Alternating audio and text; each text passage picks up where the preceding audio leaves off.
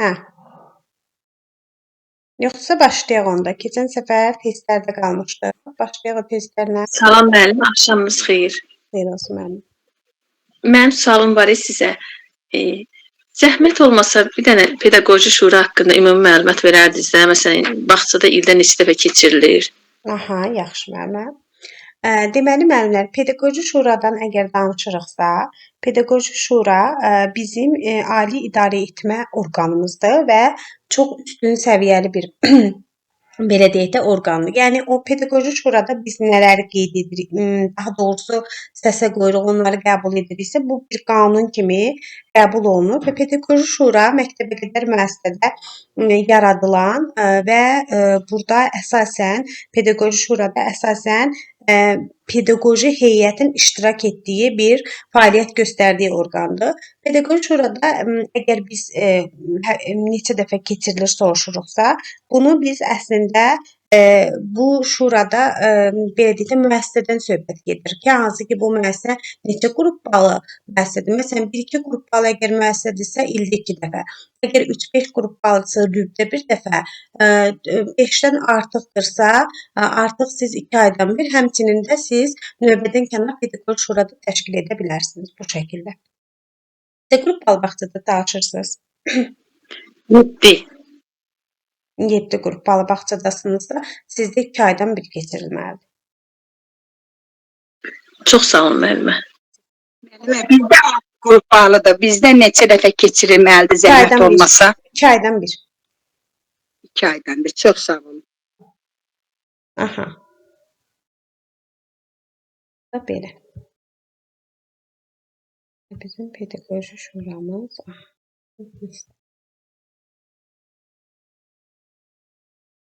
Keçən səfər testlərdə qalmışdıq, düzdürmü?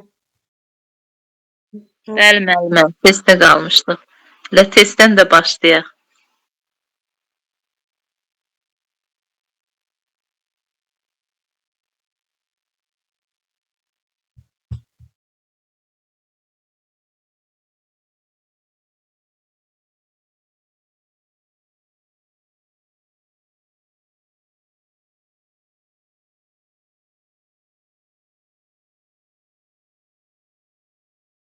Testdir.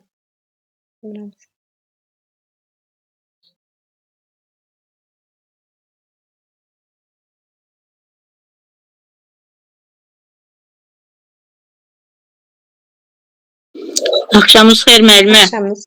Axşamınız xeyir müəllimə. Olar mən də bir dənə sual verim. Müəllimə, o 2 aydan bir deyirsiniz pedaqoji şura keçirilir. O hər qrupaya aiddir, yoxsa ümumi bağça üzrə? Bağça üzrə müəllimə. Hər qrup 2 ayda. Yox, yəni başa düşdüm. Bağça üzrə yəni 6 qrupdursa 2 aydan bir hərə bir nəfər keçirdəcək, elə? Müəllimə, pedaqoji şura dedikdə nə başa düşürsünüz siz? Yəni orada pedaqoji şura keçirdiyiniz zaman orada nələri müzakirə edirsiniz? Bunu mənə izah edə bilərsiniz? Bağça qrup üzrə keçirilən iclasdır da o. Necə qrup? Xeyr. Həqiqətçi müəllimlərdir, metodist müəllimdir, icra şəkildə. Müəssisə üzrə keçirilir, müəssisə üzrə. Müəssisə üzrə keçirir və oranın ümumi olaraq belə deyək də sizin pedaqoji şuranızın mövzusu olur. Bax o harda yer alır?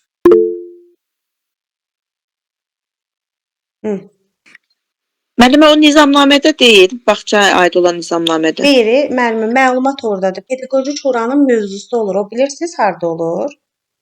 Protokol olmur orada müəllimə. Protokol nəyə əsasən yazılmalıdır? Mövzunuz olmalıdır ki. Mövzuya əsasən də. O mövzu harda olmalıdır? Müdirin dəftəri olmur, xüsusi Müdirənizin fəaliyyət planınızda sizin mövzu. Müdirənizin fəaliyyət planında olur. Aydındır? Və müdirənizin fəaliyyət planında o mövzu sizə təqdim olunur və o mövzu üzrə keçirirsiniz. Məsələn, pedaqoji şuranın mövzusu nədir?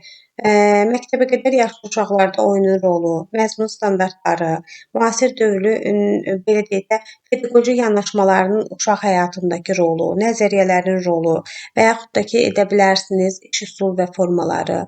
Müəllim, bunun kimi mövzular var müxtəlif və orada müdirin orada mövzusu olur. Siz də o Məsələn, tutaq ki, ildə 6 dəfə keçirdimsə 2 aydan bir 6 dənə mövzu ora qoyulur.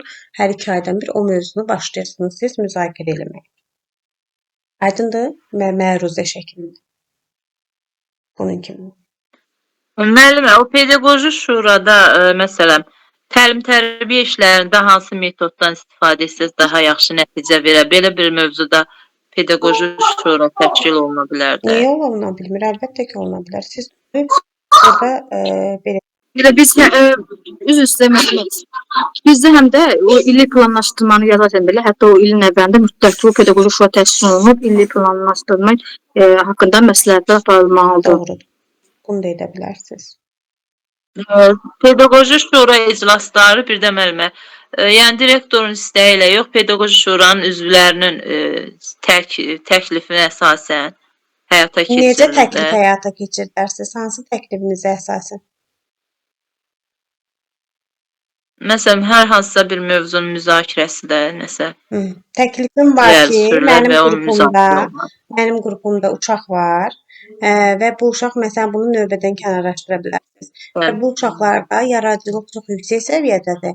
Amma qrupda onların yaradıcılığı üçün şərait yetər qədər deyil. Bunun üçün nələr edə bilərik? Bir dənə pedaqoji şura təşkil edirsiniz və bunun üzərində başlayırsınız. Belə deyək də, pedaqoji bunun üzərində orada hərə öz fikrini Müzakirələr aparılır. Ortaq nəticəyə gəlir. Axşamınız xeyir, Aynur müəllimə. Bir də müəllimə, necəsiz? Yaxşı, müəllimə, siz necəsiz? Buyurun. Çox sağ olun, təşəkkür edirəm. Təki siz də yaxşı olun. Mən burada bir sözə müdaxilə eləmək istəyirəm. Pedaqoji şurada heç bir mövzu əlavə eləyə bilməzlər. Çünki ilin əvvəlində müdir tərtib etdiyi fəaliyyət planında orada əgər metodis varsa da, metodis yoxdursa da həmən bağçada bir nüfuzlu fəaliyyəti olan müəllimə ilə bu fəaliyyət planını tərtib eləyir. Əsasdakı pedaqoji şurada düşən mövzular əsasında və o mövzular fəaliyyət planında artıq tərtib olunursa da orada yeni bir ideya, yeni bir fikir, yeni bir məruzə verilə bilmir. Növbədən kənar iclaslarda o müzakirə oluna bilər. Növbədən kənar Fəaliyyət planında tərtib olunan onu bilirik. Buyurun müəllim. Hə, yəni pedaqoji şura ali idarə etmə orqanıdır. Yəni bu ayrı bir qurum sayılır pedaqoji şura.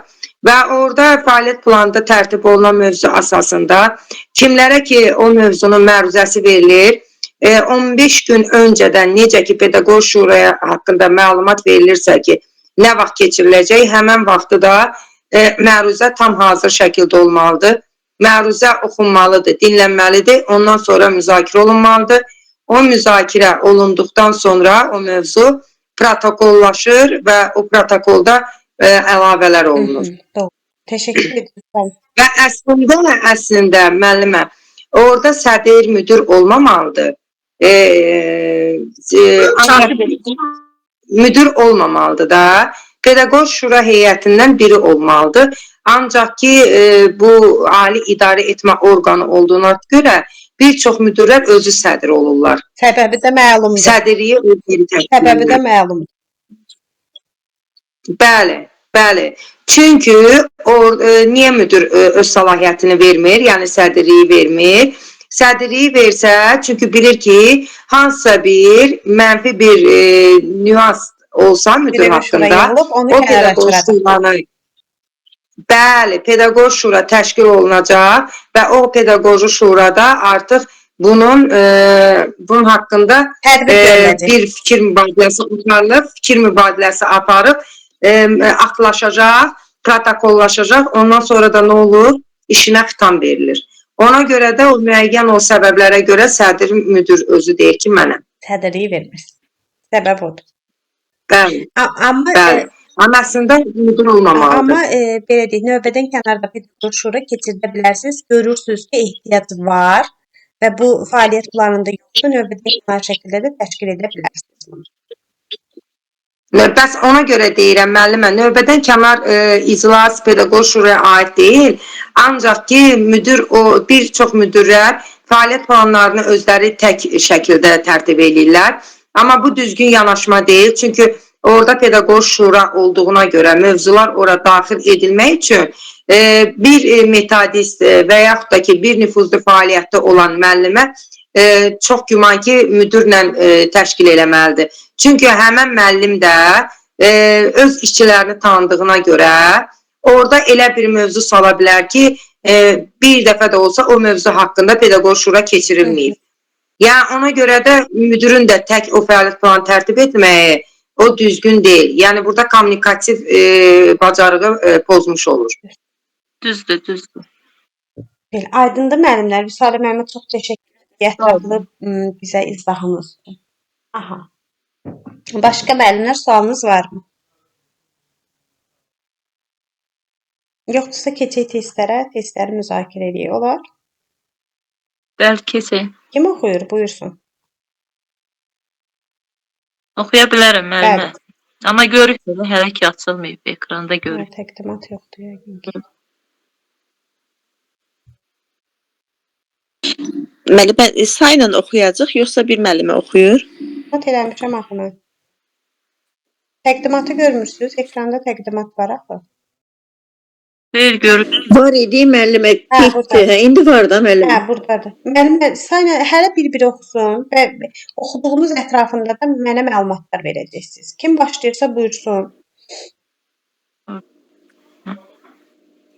Oxuyun müəllimə. Mən başlaya bilərəm. Buyurun Vüsalə müəllim.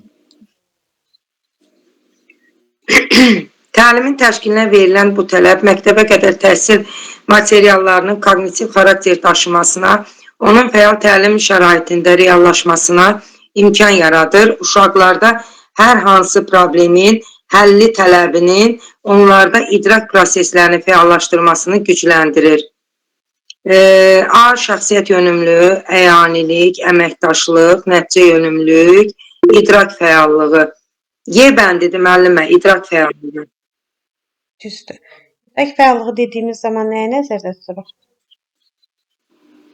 İdrak fəallığı beyinlə əlaqəlidir və uşağa burada mən belə anlayıram ki, idrak fəallığı odur ki, müəllimə hər hansı bir koqnitiv xarakterli bir oyunlar verir və yaxud da ki, bir fəaliyyət verir və orada uşaq o fəaliyyəti tamamlanmağında artıq müəllimə bilir ki, bu uşağın idrak fəallığı getdikcə, yəni yaxşılığa doğru gedir də formalaşır. Burada elə bir ki, müəllimin necə deyim, fəaliyyəti olmalıdır ki, müəllim yönəldir uşağı. Hansısa bir oyunlar verməklə, idraki Bəs orada oyunlar. koqnitiv xarakter daşıması dedikdə nə nəzərdə tutulur? Koqnitiv xarakter daşıması, koqnitiv nə idi ay Allah? İdrak deməkdir. İdrak deməkdir də. Hə, koqnitiv. Mən dedim də bayaq, elə Aynur müəllimə də sual verdi, Yox, çaşdırdı. mən deyirəm ki, Bayaq dedim ki, material orada niyə koqnitiv koqnitiv oyunlar. xarakter daşıyır? Mən belə sual da verdim. Sualımız əlindədir. Bəs Aynur müəllimə, mən dedim axı, koqnitiv xarakterli oyunlar təşkil edir müəllimə. Müəllimlər, Vüsalə müəllimlərin növbəsidir. Çox xahiş İdrak edirəm, oyunları. səsləri bağlayın. Koqnitiv, baxın, material var əməkdaşlıqda, material var idrakda. Bu materialların fərqi nədir, onu istəyirəm. Müəllimə, bunlar yanaşmalara aid deyil, Emilya, Deyil. Piaget Müəllimə, müəllimə, elə idraka aid oyunlar təşkil edir də, idrak fəallığını artırmaq üçün uşağın. Məsələn, biri var ki, veririk əyanilikdə və yaxud da ki, tətbiq etmədə veririk, tutam rəsm çəkmək, kəsib yapışdırmaq və s. digər işlər. Biri də var ki, idrak fəallığa uyğun oyunlar veririk. Necə ki, mən özüm, bilmirəm, siz baxmısınız, yoxsa yox Aynur müəllimə. O vaxt Tetris oyunu var idi, ha, Tetris oyunu. O Tetris oyunu mən düzəltmişdim, yumurta qabınla. Düzəltmişdim, uşağa verirəm ki, yəni bunları düz. Bu artıq uşağın idrakıdır da. Uşaq başlayır onu ardıcıllıqla düzməyə. Bunun elə özü idrak fəallığıdır uşaqda. Oyun verirəm ona. Hansısa koqnitiv xarakterli bir oyun verirəm uşağa. Orada belə çıxır ki, Fəal təlim əyanilik verirəm koqnitiv uşağa. xarakter daşımır. Əyanilikdə idrak yaratmırsınız. Əyanilik də kognitiv xarakter daşıyır da. Uşaqda əyanilik olmasa o kognitiv xarakter Onda necə belə daşıya deyək, bilər? Sari müəllimə, mənə bir dənə material adı deyin. Material deyin mənə bir dənə. O materialda birində siz əyaniyi təbliğ edin, digərində idrak fəallığı. Birində əyanilik, birində idrak fəallığı. Oyun əsasında müəllimə, yoxsa necə? Onsuz da oyun əsasında keçirdik. Necə edirsiniz dedim, buyurun. İdrak fəallığı. İdrak fəallığına oyun, bayaq mən dediyim Tetris oyunu dedim, sizə düzəltmişdim. O heç bir əhəmiyyəti yoxdur. Müəllimə, Məsəl olar. Məsəl üçün bir dənə almanı göstərmək olar, əyani şəkildə uşaq o almanı görürsə də əyanilik. Almanın rəngini soruşuram, almanın dadını soruşuram, onun formasını soruşuramsa bu onda idraki fəallıq yaradar məncə. Aydındır, Salim. Orada əyanilikdə tap əşyanı oyunu da vermək olar. Dadından tanı oyunu da vermək olar. Amma idrak fəallığında məncə uşağın idrakinin mən məsəl üçün mən özüm düzəltdiyim oyunu sizə dedim. Yəni mən elə Tetris oyunu vermişdim. Müəllimənin vurğuladığı kimi bir dəqiqə müəllimənin növbəsi baxır. Növbənizə kimsə müdaxilə etmir axı sizin bir dəqiqə. Baxın müəllimə dediyi müəllimə. Biri var ki, mən uşağa alma vasitəsilə almanı öyrədirəm. Uşaqlar, baxın bu almadır. Bu bir meyvədir. Bunun sarı, qırmızı, yaşıl rəng, sarı, yaşıl, qırmızı rəng olur. Şirindir dadı. Mən almanı izah edirəm. Bu mənim əyanliyimdir. Biri də var ki, deyirəm uşaqlar, baxın, əlimdə hansı meyvə var? Alma. Alma hansı hərflə başlayır? A hərfi ilə. Müəllimə, burada müəllimə əyanilikdə, onda sizin deməyinizdən belə çıxır ki, əyanilikdə görür, toxunur, öyrənir. Amma idrak fəallığında düşünərək öyrənir. İdrak fəallığında o biri var, əyanilikdə sən uşağa o əşyanı öyrədirsən. İdrak fəallığında o əşya vasitəsilə başqa bir şey öyrədirsən. Məsələn, əyanilikdə mən uşağa sırf almanı öyrədirəm. Alma haqqında təsəvvür yaradıram. Almanın meyvə olduğu rəngi, dadı, forması, alma haqqında yalnız danışıram. Amma idrak fəallığında material başqa bir kognitiv xarakter daşıyır. Alma vasitəsilə A hərfini öyrədirəm. Aydındır? Bu da olur idraki fəallıq. Və yaxud da ki, uşaqlar, baxın, bu cücədir. Cücə sarı rəngdədir. Görürsünüz, məsələn, cücə, bir də var cücə vasitəsilə C hərfini öyrədim. Başqa bir şeydir artıq o. Və orada oldu idrakin fəallıq. Aydındır müəllimə? Salim müəllimə. 32. Buradayam. 32-yə baxaq. Oxumaq olar mı? Salim müəllimə 32-ni oxusun, sonra siz davam edin. Buyurun müəllim. Olar. İş forması zamanı uşaqlarda potensial imkanların əlləşdirməsi və onların müstəqil fəaliyyəti fərdi iş formasıdır. Fərdi iş forması da biz də özünə qiymətləndirməni öyrədirik uşağa. Düzdürmü müəllimə? Özünü qiymətləndir. Bir dənə Aynur müəllimə, mən bilmək istəyirdim ki, bax siz idrak fəallığını məndən soruşdunuz. Mən bunu yəni bildiyim tərzdə dedim. Yəni mən onu düz anlamamışam o idrak fəallığını. Sadəcə olaraq orada bax belə bir şey var ki, idrak başqadır, idrak fəallığı başqa. İdrak fəallığını yaradan müəllimədir. İdrak uşağın özündən asılı olan. Mən onu dedim, siz onu dediniz, o doğrudur. Mən orada demişdim. kognitiv hissəni soruşdum ki, deyir məşğələ materialı kognitiv xarakter daşıyır.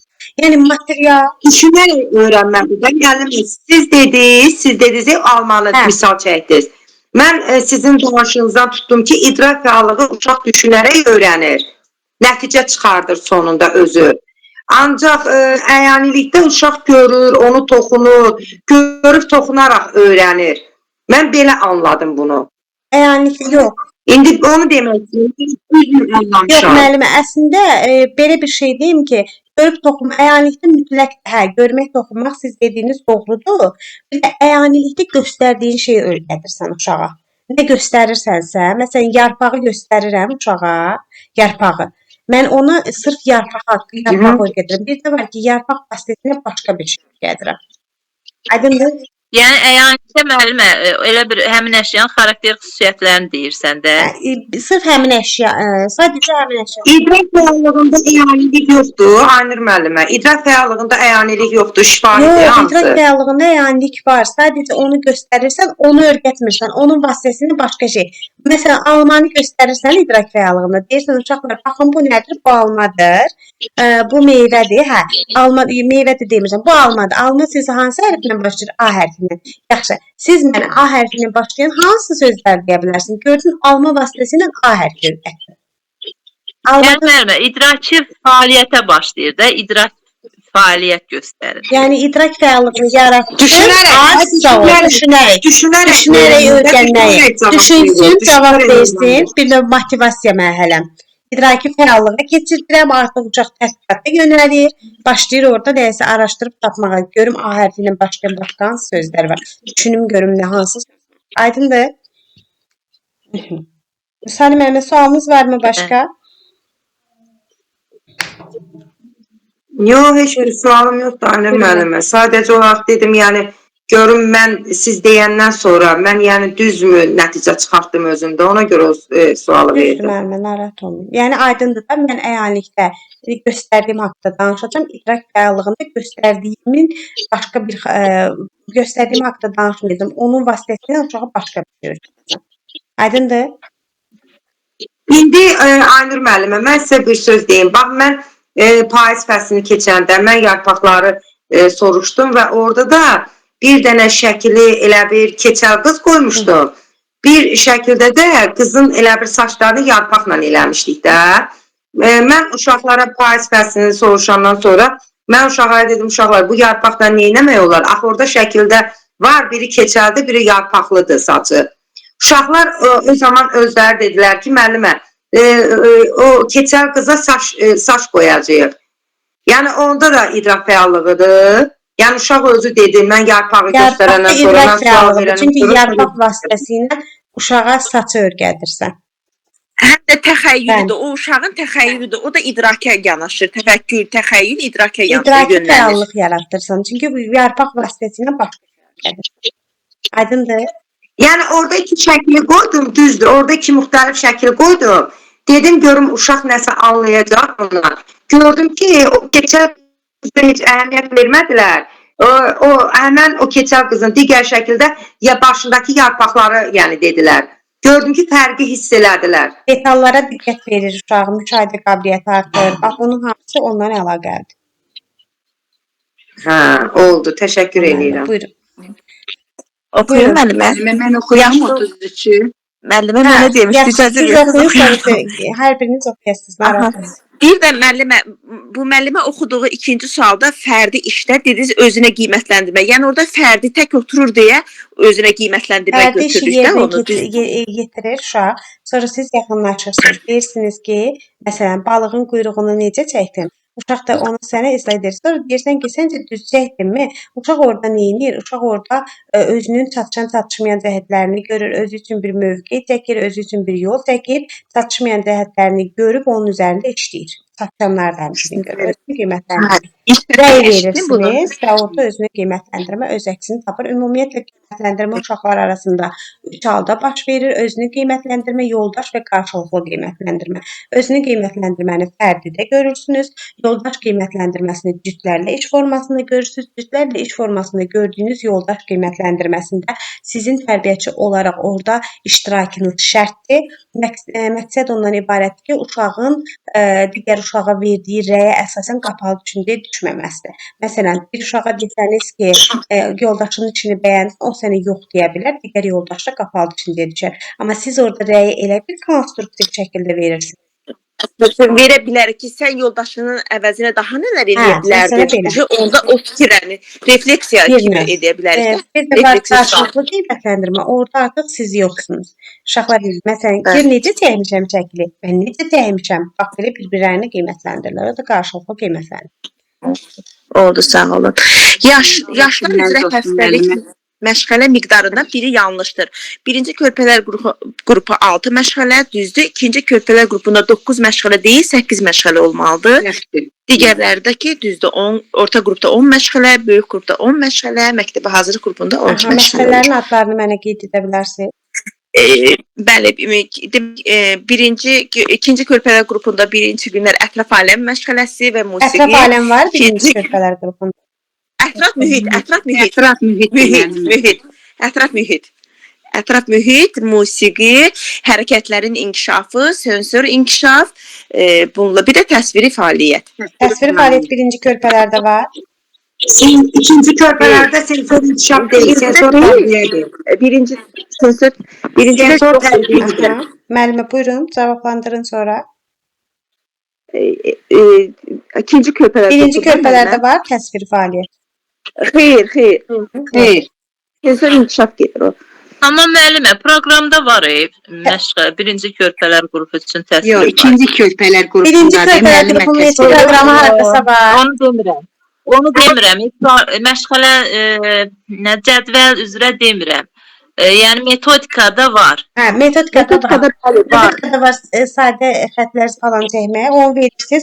Təsviri fəaliyyət kimi vermirsiniz ki siz onu. Sadəcə oyun formasında verirsiniz. Barmaq texnikasına yiyələnir, nə bilim. 3 barmaq texnikasına yiyələnmək üçün o uşağa verir ki, Məncə qarama eləsinlər ki, əlləri öyrəşsin. Mum tabaşirdən istifadə edirlər. O qalın var, karandaş kimi. Bax, onlardan istifadə edirlər ki, əlləri öyrəşsin.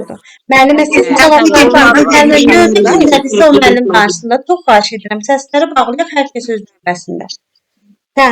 Müəllimə, orta qrupda hansı məşğələlər var? Orta qrupda da ətraf aləmlə tanışlıqda, artıq burada mühit deyil, aləmlə tanışlıq olur. Sonra bədii təfəkkür bura əlavə olunur, məntiqi riyazi təfəkkür əlavə olunur, yəni bunların adları dəyişilir. Bir də fiziki mədəniyyət olur. Ətraf aləmlə ətraf mühitin fərqi nədir? Ətraf mühit körpələr qrupuna əhatə edir. Yəni onda tanışlıq da ətraf toxunur, hiss edir, tanışır, məlumat verir. Amma ətraf aləmdə artıq uşaq onu gəzərək, görərək öyrənir da. Yəni burada müəllimin növbəsidir. Ətraf mühitlə ətraf aləmi. Ətraf mühit daxilidir məncə. Aynur müəllimə, daxili. Zəhmət olmasa müəlliməni Ətraf mühitlə ətraf aləmin fərqi. Məndə də sözümü kəsirdiniz də, xoşunuza gəlmədi. Ay xanım, biz burada dalaşmırıq ki, öyrənməyə qoşulmuşuq. Mən də dalaşmıram. Ay xanım, siz mənim neçə dəfə sözümü kəssiz. Mən sizə heç bir söz demədim amma. Mən izahını vermək üçün dedim. Mən orada nə var ki, müəllimə daha yaxşı bilir. Allah köməyiniz olsun. Deyil müəllimə. Ətraf mühitlə ətraf aləmin fərqini deyirdim müəllimə. Buyurun. Müəllimə, mən izahımı belə verdim ki, yəni ətraf mühit körpələr qrupuna aiddir. Yəni burada uşaqlar yəni tanış olurlar. Az belə deyim də, çox əhatəli şəkildə deyil. Ancaq ətraf aləmdə uşaq çölə çıxır, gəzintiyə çıxır, yəni ekskursiyaya gedir. Məncə onları daha geniş, əhatəli öyrənir. Ətraf mühit uşağın yalnız yaşadığı yer, gördüyü əşya, gördüyü insanlar, oynadığı yeri əhatə edir, mühit anlayışıdır. Aləm anlayışı isə artıq daha genişdir, təbiətlə, kainatla, heyvanlarla, bitkilərlə, nə bilim, dağ, çöl, göl, hər şey deyə bilərsiniz bundan aiddir. Bir də dediniz ki, orta qrupda fiziki mədəniyyət məşğələsi var, doğrudur müəllimə? Elə dediniz. Mədəniyyət məşğələsinin mənə prinsiplərini deyin. Fiziki mədəniyyətin özünü üç əsasda birləşir. Məsələn, təhlükəsizlik. Fiziki mühit demirəm. Fiziki mədəniyyət məşğələsində prinsiplər istəyirəm sizdən. Hə, prinsiplər, metodları, prinsipləri. Onu deyirsiniz müəllimə? Burada müəllimə, məsələn, müəllimə səs tonuna diqqət yetirməlidir. Zalın təmizliyinə, zalın təmizliyinə diqqət yetirməlidir. Hərəkətlərin müvafiqlik prinsipi. Müntəzəmlik. Hə, istimlik və ardıcıllıq, müvafiqlik, bir də müntəzəmlik səhv etmirəmsə. Tədricilik. Onlar tədricilik, bəli, onlar yadımda qalıb. Əyani prinsipiniz var. İki dənə son olaraq deyirsiniz. Müntəzəmliklə tədriciliyin fərqi nədir? Mənə elə gəlir ki, müntəzəmlik uşağın yaş səviyyəsinə uyğun olmalıdır. Uşaq özü bacaracağı işi verməliyik ki, bu uşaq bunun öhdəsindən gələcək bir iş olmalıdır məncə. Mən elə Müntəzəm və tədricilik. Müntəzəmlik, tədricilik. tədrici də ardıcılı yerinə yetirmək Onda müəllimə. müntəzəmlik də axı eyni bir anlayış kimidir. Fərqləri nədir? Ola bilər yeni dəyişik deyirəm, ancaq birində bilirəm ki, uşağın yaş səviyyəsinə uyğun olmalıdır. Uşaq onu bacarmalıdır. O Ki, yəni doğrudan da bu uşaq müvafiqlikdir. Yox, bilmədim müəllimə. Bilən varsa izah Müntəzəmlik eləsin. dedikdə, buyurun. Müntəzəmlik yəni ardıcıl şəkildə həyata keçirilməlidir, müntəzəm olaraq. Tədricilik nədir? Şuurluluq o Şuurluğu deməkdir ki, istəmirəm. yəni Müntəzəmliklə tədriciliyin fərqini istəyirəm. tədricilik də tədricən, sadədən mürəkkəbə doğru getməlidir. İndi onların fərqi nə Tədricən. oldu? Biri sadədən mürəkkəbə doğru getməlidir, biri də yəni müntəzəm şəkildə ardıcıl həyata keçirilməlidir. Müntəzəmlik prinsipində müəllimlər həftənin 1-ci və 4-cü günü və yaxud da 5-ci gün fiziki mədəniyyət məşğələniz var.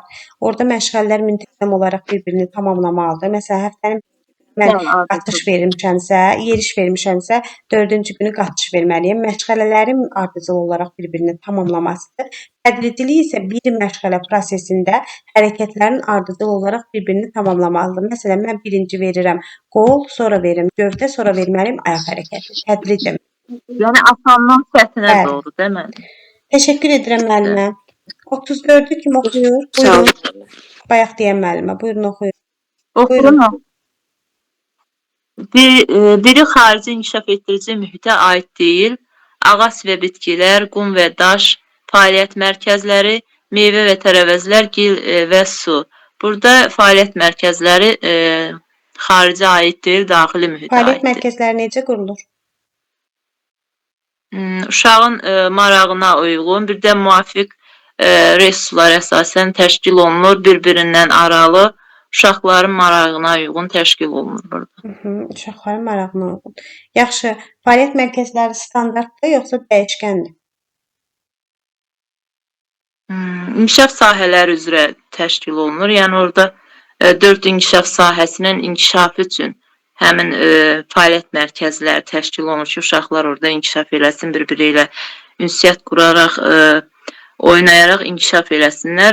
Standart, yəni standartdır, dəyişkən deyil. Standartdır, amma hər yaş qrupunu nəzərə almalıyıq biz, düzdür? Verilən tərəf. Bəli, yaşı nəzərə alınmalıdır, bəli. Yəni götürüb eləmək, nədir, fəaliyyət mərkəzin kiçik qrupda vermək olmaz da, yaşa uyğun olmalıdır. Əsas şərt nədir fəaliyyət mərkəzini yaradarkən? Əsas şərt uşaqların marağı əsas nəzərə alınmalıdır. Bir də müvafiq resurs olmalıdır ki, maraqları, inkişaf ehtiyacları, bir də mövcud resurs. Müvafiq resurs. Yaşa uyğun olmalıdır. Mövcud resurslara. İndi material gücəsində nələr var? Tikinti materialı, legolar olur. Orada sonra silingər üçün nə bilim ləvazimatlar olur. Uşaqda formalaşdırdığı bəli. Riyazi sosial bacarıqlar, problem həll etmə, yaradıcılıq bacarıqlar formalaşır uşaqlar. Kitab köşəsi üçün yeri necə seçməlisiniz?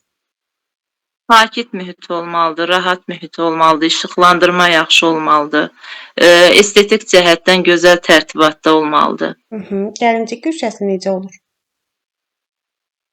Gəlincik güşəsində də 8 gəlincik, ən azı da 8 gəlincik olmalıdır. Gəlincik güşəsi insanların elə bir surətidir də. İnsan var olduqca gəlincik güşəsi də var.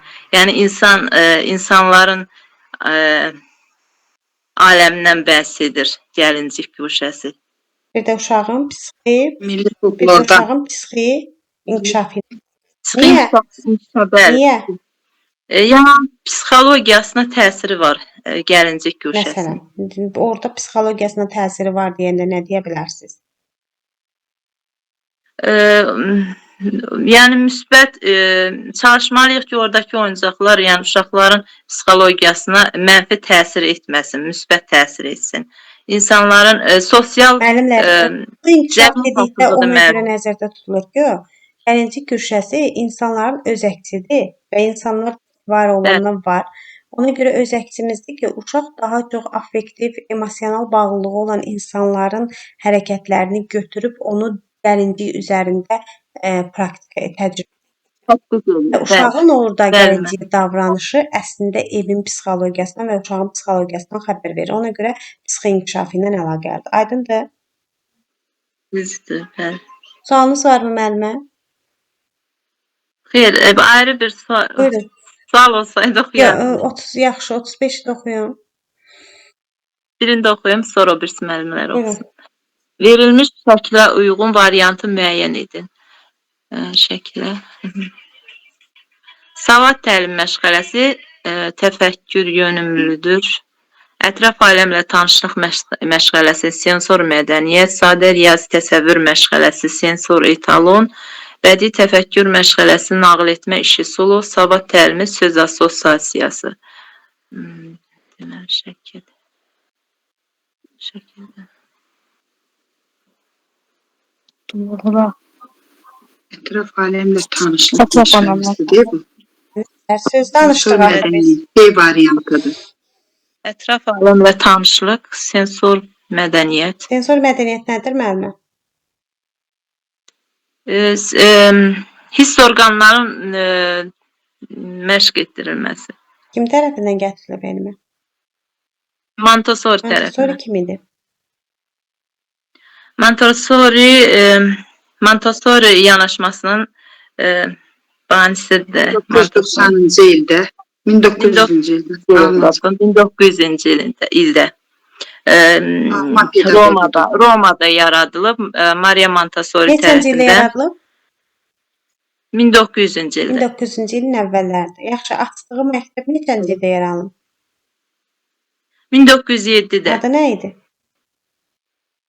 Casa de Bambini. Montessorinin əsas hədəfi, məqsədi nə idi? Əsas hədəfi inklüziv uşaqlara yardım göstərməkdir. Biz Montessori yanaşmasında bunu görmürük. Əsas hədəf idraki bacarıqları inkişaf elətdirmək idi, amma bəli, idraki bacarıqlara əsas üstünlük verirdi. Akademik, yəni riyaziyyat idi, ana dili idi. Yəni akademik biliklərə üstünlük verirdi. Təşəkkür edirəm müəllimə. Buyurun 36-nı oxuyun. Başqa bir müəllimə. Buyurun.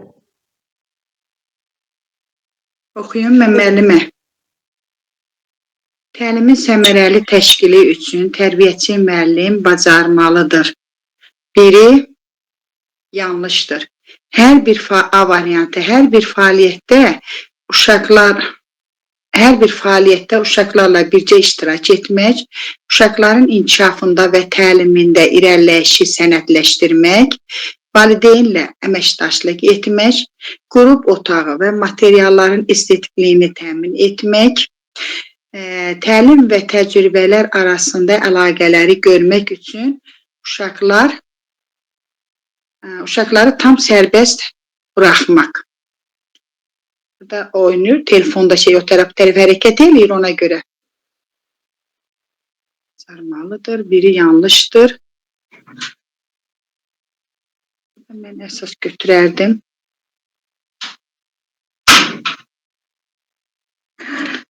Birgə əməkdaşlıq D variantını mən götürərdim burada. Aynurə müəllimə, qrup otağını və materialların estetikliyini təmin etmək üçün. Tərbiyəçinin bacarığı da təşkilatçılıq bacarığına aiddir. Bəli. Amma burada yanlışı soruşur bizdən. Biri yanlışdır. Hər bir fəaliyyətdə uşaqlarla bircə iştirak etmək, uşaqların inkişafında və təlimində irəliləyişi sənədləşdirmək, valideynlərlə əməkdaşlıq etmək, təlim və təcrübələr arasında əlaqələri görmək üçün uşaqları tam sərbəst buraxmaq. Onda Y variantı. Uşağı tam sərbəst buraxa bilməzsiniz, dəstəkləyici mühiti pozarsınız. 37. 37-ni oxuyuram müəllimə. İnklüziv təhsilin bu mərhələsində uşaqlar ümumiyyətlə təhsildən kənarda qalır. Seqregasiya, inteqrasiya, diskriminasiya, inklüziya və yaxud da ki, heç birisi. Bu diskriminasiyadır, C variantı. Hansı mərhələ? Seqregasiya nə idi müəllimə? Seqregasiyada isə yenə onlar xüsusi məktəbdə olurlar və yaxud da ki, evdə də təhsil alırlar onlar. İnteqrasiyada isə xüsusi tipli uşaqlarla, amma ayrı-ayrı siniflərdə təhsil alırlar. İnklüziyada isə tam şəkildə bir yerdə onlar təhsil Tibbi alırlar. və sosial model haqqında məlumat verə bilərsiniz? Tibbi və sosial model hansı yanaşmadaydı ki, o iki yanaşmasıdır. Tibbi modeldə o cəmiyyətdə deməli, cəmiyyətdən kənarda olur. Ancaq sosial modeldə artıq orada sosiallaşma gedir. Tibbi model nə deyirdi, sosial model nə deyirdi?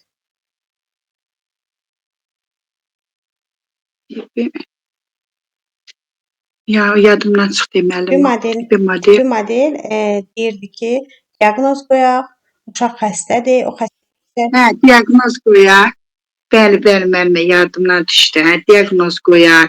Sonra damğa vurmadı orada. Sosial modeldə deyirdi ki, biz onu cəmiyyətə inteqrasiya edirik. Ola bilər ki, uşağın çatışmazlığı var, amma ki, uşağın başqa qabiliyyətləri də var. Biz onu cəmiyyətə inteqrasiya etməliyik. Təşəkkür edirəm müəllimə, buyurun. Çox sağ olun müəllimə. Mən sizə təşəkkür edirəm. 38-i kim oxuyur, buyursun. Buyurun müəllimlər.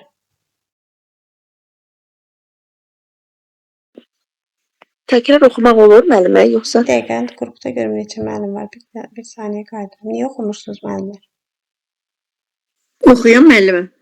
Buyurun müəllimə. Südabi müəllimə, buyurun. Südabi müəllimə, buyurun. Bəli, 38-ci eləmi? Verilmiş şəkilə uyğun variantı müəyyən edin. Gördünüz şəkli müəllimə? Bəli, bəli. Əla, qaydaq şəkilə. Buyurun.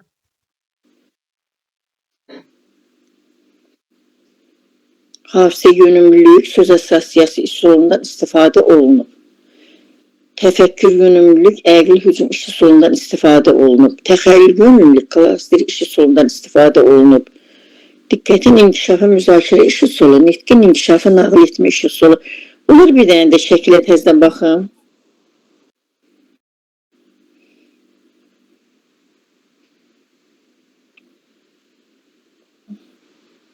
Burada məişətdir, məişət əşyaları.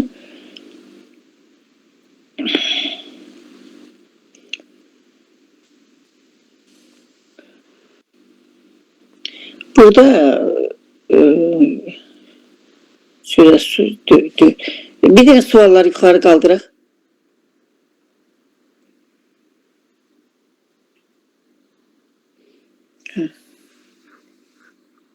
Burada müəllimə bir variantı deyir, təfəkkür yönümlü əqli iş üsulundan istifadə olunub. Müəllimə, mən deyə bilərəm. Müəllimə öz tapsın. Tapmasam, xahiş edirəm mən deyim. Onda burada diqqətdir. Deyil. O da deyil. Desin Südabi müəllim. Bəli, desin. C təxəyyül yönəlik klaster iş üsulu. Aha, burada klasteri yox da. Ay. Onda qaldı A variantı. Müəllimlər, hafizəni uşaqlarda necə inkişaf elətdirərsiniz? Sualının cavabı odur ki, siz onlara şeir oxudursunuz, siz onlara nəyisə təkrar edirsiniz. Bir də uşaqlara gündəlik həyatda yəni bağçada çox da rast gəlməyən, amma gündəlik həyatda rast gəldiyi əşyaları qoyursunuz və uşaq əşyalara baxaraq ilk ağlına gələn sözləri sizə bu uşağın hafizəsi ilə və söz assosiasiyası ilə bağlıdır. Söz assosiasiyası nədir? Söz assosiasiyası odur ki, sən uşağa bir söz deyirsən və yaxud da bir şey göstərsən, uşaq da ağlına gələn ilk sözünə sənə cavab verir. Düzdürmü? Və burada da məsələn burada nə var? Tostoran var. Hə, müəllimə mən bundan bizdə var ya, anam hər gün bundan evləri süpürür. Bunun adı tostorandır. Xatırladım. Asədimi? Söz.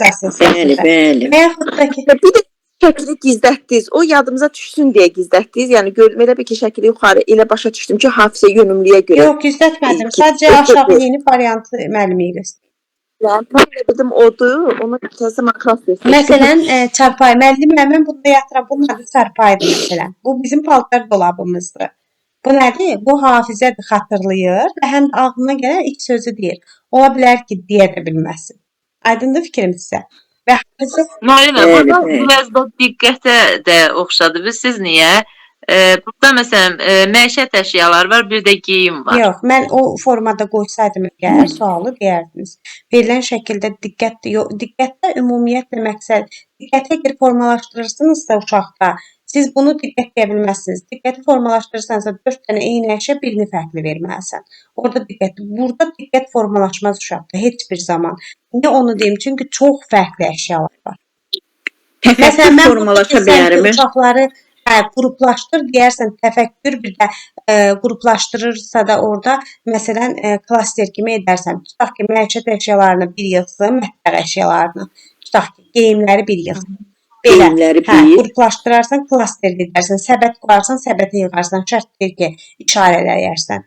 Amma bu diqqət heç deyil də, yəni diqqət heç əsla ola bilməz. Çünki məktəbə qədər dövr uşağında bu formada diqqət formalaşdıra bilməzsiniz. Aydındır, çox qarşı. Müəllimə, bir niyə olmadı? Mən necə təfəkkür üçün götürdüm, necə əqli ucuna baxamadım. Yəni təfəkkür ucu götürdüm ki, yəni burada mətbəx əşyaları ayrıcaydım. Sanki elə bir qruplaşdırma kimi Qruplaşdırma götürmüşdüm. vermişəm burada cavabda. Sadəcə unutmayın. Xeyr. Uşaq verilən əşyaları qruplaşdırırsa, sən deyə bilərsən orada təfəkkürdür. Sadəcə əşyanı göstərsən və uşaq o əşyaları xatırlayıb ağlına gələn ilk sözü sənə söyləyəcək. Məsələn, bu psixologiyanın özündə belə yazılıb. Orada çətir verirlər, eksperiment aparırlar uşaqlarına. Qarpız verirlər, çox bir-biri ilə əlaqəsiz bir şeylər. Məsələn, çətirə uşaq baxanda deyir, mən bunu bilirəm. Yağış yağanda biz bundan istifadə edirik. Bunun adı deyəsən səhv etmirəmsə çətirdir. Hətta deyə də bilmir uşaq eksperiment zamanı. Məsələn, qarpızın özü, mən bu meyvəni çox sevirəm, xatırlayıram. Axırıncı səfər mən bunu əmim bizə gələndə yemişdim. Məsələn, uşaq hətta eksperimentdə belə bir şey deyir. Aydındır və bu hafizədir, söz assosiasiyası. Aydındır fikir müəllimə? Müəllimə. Çiləbə müəllimə 59-a baxaq. 39-59. Buyurun. Biri düzgün skaffolding deyil.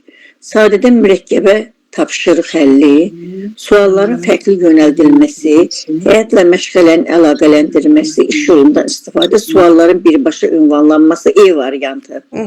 Niyə birbaşa ünvanlamırıq sualı? Çünki buna görə ki, uşağa yavaş-yavaş, pillə-pillə, sadədən mürəkkəbə doğru eləməliyik də, sizə sadə verməliyik, sonra yavaş-yavaş onu izah eləməliyik. Yaxşı, məqsədiniz nə olar skaffoldingdə? Tam məqsəd nədir skaffoldingdə? Məqsədim uşağa nə isə yolu asan yoluna öyrətmək.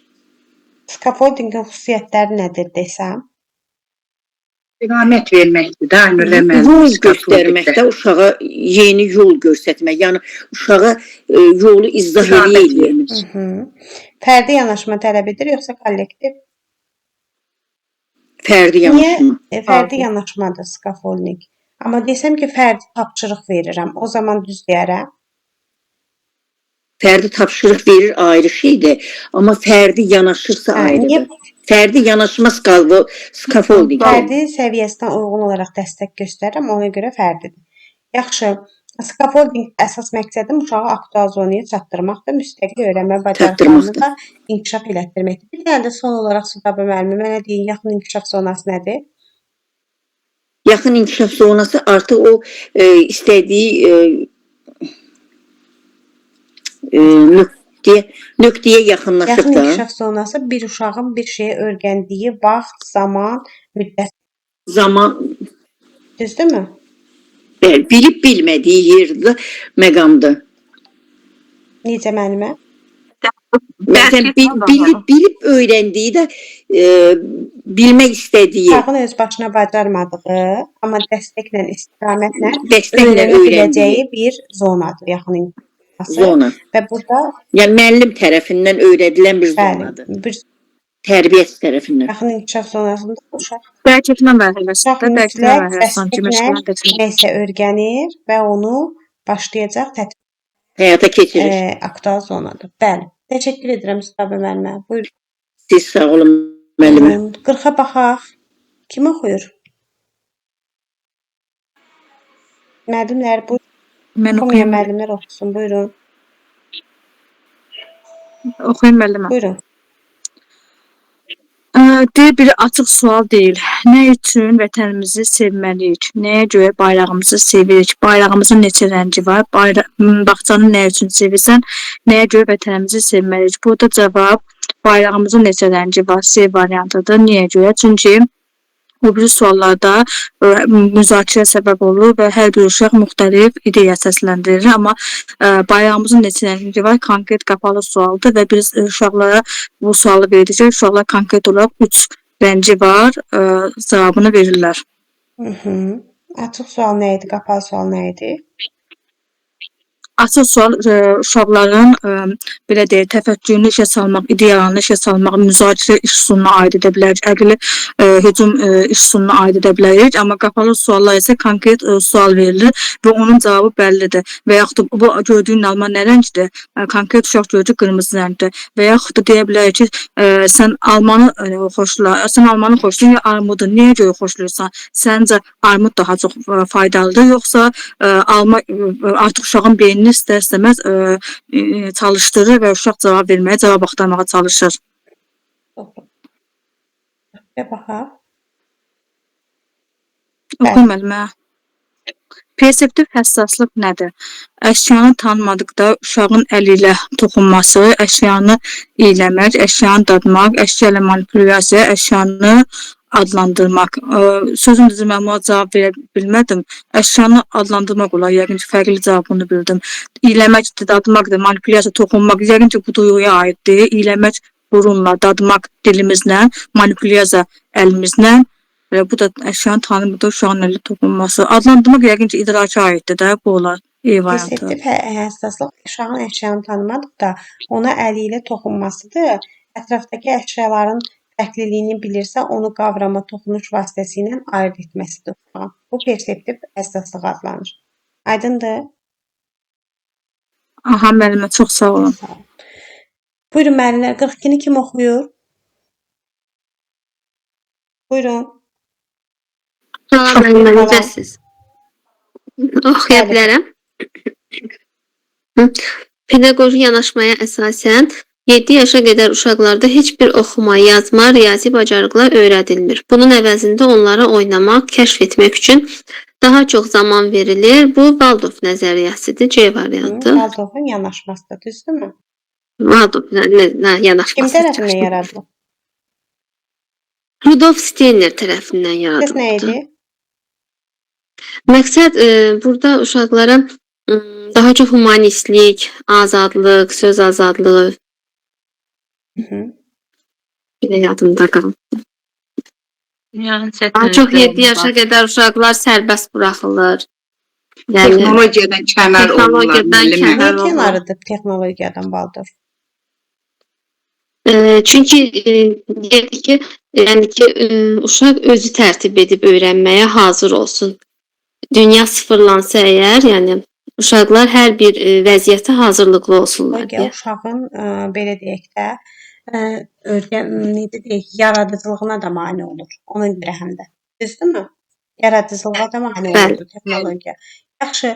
Valdorfda rəngli oyunlar var. Məsələn, rəngləri görə bilərsiniz siz. Rənglər daha çox Montessori'yə aid edilir. Burada daha çox taxtaya üstünlük verilir. Valdorfda daha çox təbii materiallar üstünlük təşkil edir və o təbii materiallar oyuncaq xarakteri yox, işləmə, məsələn, tutaq ki, stulu düzəldib uşaq özü əyləşə bilir orada. evi xatırladır Waldorf bizə. Waldorfa girdiyin zaman rəngarəng heç nə görmürsən. Hətta müəllimlərə sual verilir ki, rəngsiz hansıdır? Waldorf özü rəngsiz bir nəzəriyyədir. Və yaxud da orada siz qara lövhə, ağ-qara sözü var. O Waldorfa aiddir. Qara lövhə, ağ təbaşir görürsünüz ki, Almaniyanın özündə hazırda da işlənən bir təlim modelidir və orada uşaqlar texnologiyadan tamamilə kənardadırlar. Telefonları çöldə qalır və məktəbə daxil olduqları zaman qara lövhə, ağ təbaşir və texnologiya aid heç bir şey orada uşağa öyrədilmir. Sadəcə gündəlik həyati bacarıqlar daha çox orada üstünlük təşkil edir. Çünki onlar uşaqların potensialını üzə çıxartmağa, yaradıcılıqlarını inkişaf elətdirməyə, məsələn, bağça dövründə birlikdə çörək bişirirlər, birlikdə hər hansı bir kökə hazırlayırlar. Bu şəkildə həyata keçirilir. Müəllimə, təsviri fəaliyyət də bura aiddir məncə səhv eləmirəmsə, quraşdırma. Təsviri fəaliyyət quraşdırmada siz belə deyək də, paralelipiped və yaxud da ki, rəngli legolardan istifadə etmirsiniz, taxtalardan istifadə edirsiniz quraşdırma fəaliyyəti kimi. Aydındır? Müəllimə, bu da Waldorfda bədii təfəkkür məşğələsi daha çox üstünlük Bədii təfəkkür təşkil edir. məşğələsi kimi daha çox hekayələr öz əksini tapır. Məqsəd var. Humanizmi Hekayələr, uşağa nağıllar. Quraşdırma var. Humanizmi uşağa Quraşdırma da öyrətmək. orada var. Süjetli rollu oyunlar var da orada. Oyunlar Onun oynayırlar məqsədinin uşaqlar. hamısı uşaqda humanist bacarıqları formalaşdırmaq üçündür. Məsələn, uşaq bir səhv edir, hekayə vasitəsilə o səhvi ona başa salmağa çalışırsınız. Aydındır, məqsədiniz tam olaraq. Orada bir sinifdə elə bütün fəaliyyətlər bir sinifdə həyata keçirilir. Düzdür və eyni yaşlı uşaqlar təşkil olunur. Amma Aynurə müəllimə, mən belə bir fikir bildirərəm ki, yəni Waldorfun bu nəzəriyyəsinə mən üstünlük verirəm ki, yəni uşaq 7 yaşa qədər o yazmağı, oxumağı, texnologiyadan kənar qalır. Ondan sonra bunlar başlayırlar yazmağa, oxumağa, texnologiyaya. Uşaq orada beyni inkişaf eləyir, özü inkişaf eləyir, yaradıcılığı olur. Məsələn, indiki uşaqlar görürsünüz ki, 2 yaşı var, 3 yaşı var, yaş yarımdır. Məsələn, telefona üstünlük verirlər. O da onun nitqini aparır. Baxmada beyninə, başına təsir edir. Müəllimə, müdaxilə eləyə bilərəm. Məsəl üçün siz müəllimə deyir, mən ona üstünlük verə bilərəm, amma müsahibədə mənə elə gəlir ki, siz onu deməsəz daha yaxşı olar. Çünki hər bir məncə yanaşmanın uşaqda müəyyən bir şeyləri formalaşdırır və bu gün də biz onları keçirik. Ən çox məsəl üçün Montessori təlimini keçirik də, belə desək. Yəni mən elə düşünürəm ki, bunu deməmək daha yaxşı olar. Hər bir deyə bilərik ki, məsəl üçün müsahibə sualıdır elə əslində bunun özü. Deyə bilər ki, biz bunların hər birindən yararlanırıq da. Belə desək daha doğru olmazmı? Müəllimənin həqiqəti belədir ki, mən hazır bilik daşıyıcısı olan uşaq yetişdirmək istəmirəm, özünü inkişaf etdirən bir varlıq görmək istəyirəm qarşımda və mənə görə Waldorf bunun Bəli, bax onu istəyirəm mən, Aynurə müəllimə. Yəni indikinə yox da, biraz o bizim tutaq ki də məsələn 75-80-ci illərə gedək ki, biz özümüzü inkişaf elətdirək, yaradıcılığı üzərimizdə tutaq. Bax, mən bunu istəyirəm. Müəllimə, bu mənim öz sözümdür. Məsələn, düşünürəm ki, ətrafımda olan ətrafımdakılardan danışıram, bəlkə də başqa var. Onlardan daha çox oxuyuram. Buna baxmayaraq mənim öz şəxsi düşüncəmdir. Bilik, savad və bacarıq 65-ci ildən sonra yoxdur. Mənə görə 65 doğumlardan sonra bilik, bacarıq o dərəcədə inkişaf etməyib. Yəni onların həqiqətən deyirəm, düşüncələri ilə bizim düşüncələr baxmayaraq ki, texnologiya var, baxmayaraq ki, çox inkişaf etmişik, bu yoxdur. Niyə? Çünki biz sadəcə mən düşünürəm ki, hazır bilgi daşıyıcısıyıq. Biz özümüzü inkişaf elətdirən bir varlıqlar deyilik. Hazır bilgilərdir sadəcə bizdə. Hal-hazırda indiki dövrdə müəllimə. Bax, hal-hazırda indiki dövrdə. İndi müəllimənin ona görə o sözündən mən də razıyam. Və Waldorf özü onu da qeyd edib ki, hazırda Almaniyada var ki, mən Almaniyada yəni var ki, siz onu Aha, müəllimə davam edin, oxuyaq, çox yaq. Müəllimlər səsləri bağlayaq da, kənar səslər olmasın, qeydə alır axı da. Buyurun. Oyuncağın seçilməsi qaydasından biri yanlışdır. A. Oyuncaq uşağı sevindirməli, müsbət emosiyalara səbəb olmalıdır. B. Oyuncaq uşağı yormamalı və həddindən artıq yükləməməlidir. Bu da düzdür, elə bilirəm. Oyuncaq uşağın fərdi xüsusiyyətləri və oyunda onun tələbatına cavab verməlidir. Oyuncaq maraq doğuran əşyanı xarakter daşımalı, tək funksiyalı olmalıdır. Məncə müəllimə çox funksiyalı olmalıdır oyuncaq. Yeni də oxuyum. Oyuncaq uşağın dünya görüşünü genişləndirməli, uşağı idraki tədqiqat fəaliyyətinə sövq etməlidir. D variantı olar müəllimə. Çox funksiyalı oyuncaq nə Yanlış. nəzərdə tutulur? Tək funksiyalı, yəni tək bir hədəfi olan oyuncaqlarda Tək biləmi? funksiyalı odur. Məsələn, çox Xarakter. funksiyalı oyuncağa Tək mənə funksiyalı. misal çəksəz, Məsələn, yanaşmalarını desəz, nə Legolar. deyərsiniz? Məsələn, deyirsiniz bayaq Montessori'yə daha çox üstünlük veririk. Elə kimsə dedi də. Montessori çox funksiyalıdır, elə bilirəm mən də. Çünki orada məsələn uşaq piramidalardır. Onu məsələn yığanda səhv yığdısa, söküb təzədən yığır. Yəni öz-özünün səhvini düzəldir. Çox funksiyalı oyuncaqlarınız müəllimlər odur ki, bu oyuncaqların bir neçə istifadəsi olur. Yəni çox funksiyalı oyuncaq odur ki, eyni anda o oyuncaq bir neçə müxtəlif məqsədə, bir neçə müxtəlif fəaliyyətə xidmət etsin. Məsələn, tutaq ki, bir oyuncağı qura da bilsin, uşağı ölçə də bilsin, yığa da bilsin, təsnif edə də bilsin, onunla bir rol canlandıra da bilsin. Burada nədir məqsədim? Həm idrakidir, həm belə deyim, motorikası, Çünki yığıraq, motorikasıdır, dilidir, məsələn, sosial emosionallığıdır, yaradıcılığıdır. Bunun hamısını eyni anda inkişaf elətdirə bilsin və yaxud da ki, ardıcıl şəkildə mən oynatdığım zaman hər dəfə bir inkişafa xidmət etsin. Bu çox funksiyalı oyuncaqdır. Doğrudur müəllimə, təşəkkür edirəm. Başqa müəllimlər? Çox sağ olun müəllimə. Başqa? Buyurun, oxuyun 44-ü. Oxuyun müəllimə. Hiperaktiv uşaqda hansı psixi proses zəif inkişaf edir? Təbii ki, diqqət. Yəni ona diqqətsiz olurlar. Hiperaktiv Daha uşaqlardan elə verə bilərsiniz. çox hərəkətli olurlar. Hiperaktiv uşaqlar çox hərəkətli olurlar. Yəni ümumiyyətlə təlimə, yəni valideynə, müəllimə, yəni heç zaman qulaq asmırlar, ancaq aktiv olurlar. Yəni bunlar da təbii ki, necə baxsam faydalı deyil. Yəni belə uşaqlarla faydalı məşğul olmaq üçün daha çox hərəkətli oyunlar qurulmalıdır ki, yəni təlimə qulaq assın. Yəni təbii ki, tərbiyəçi müəllim olaraq hiperaktiv uşaqlara cəlb etmək təlimə biraz çətin məsələdir. Ümumiyyətlə müəllimə belə öz fikrimi bildirmək istəyirəm.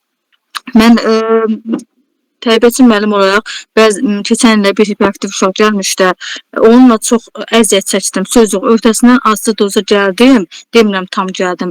Yəni belə bir inklusiv təhsil Azərbaycanda adı olaraq qeyd olunur, təəssüflər olsun ki, yəni kitabda yazılı formada qeyd olunur, amma tətbiq olunsa daha yaxşı olar. Yəni bunun üçün xüsusi mütəxəssislər cəlb olunsa, daha yaxşı olar ki, müəllim də tərbiyəçi müəllim də əziyyət çəkməsin. Çünki tərbiyəçi müəllim bilmir ki, məsələn, digər uşaqlarla məşğul olsun, ən çox hiperaktiv uşaqlarla. Təsəvvür edin, mən təlim keçirəm, təlim zamanı o bir uşaqlarla məşğul olmaq, bunu da bu təlimə cəlb eləmək o qədər çətindir ki, təsəvvür edin, təlimə cəlb edirsən, oturursun, nəsə bir şey edirsən, ora qaçır, bura qaçır, hər hansı bir əşyanı cırmağa çalışır.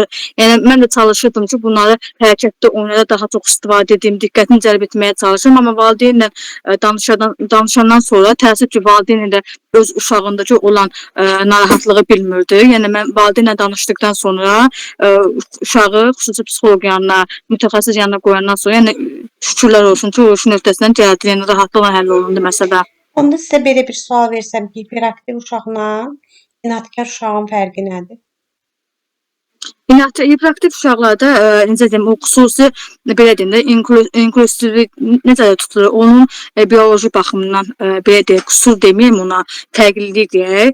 Amma inadkar uşağın sadəcə olaraq psixoloji, o uşaq normal uşaq sayılır. İnadkar uşağın psixologiyasında hər hansı bir narahatlıq ola bilər. Bu inadkarlığın da səbəbləri var.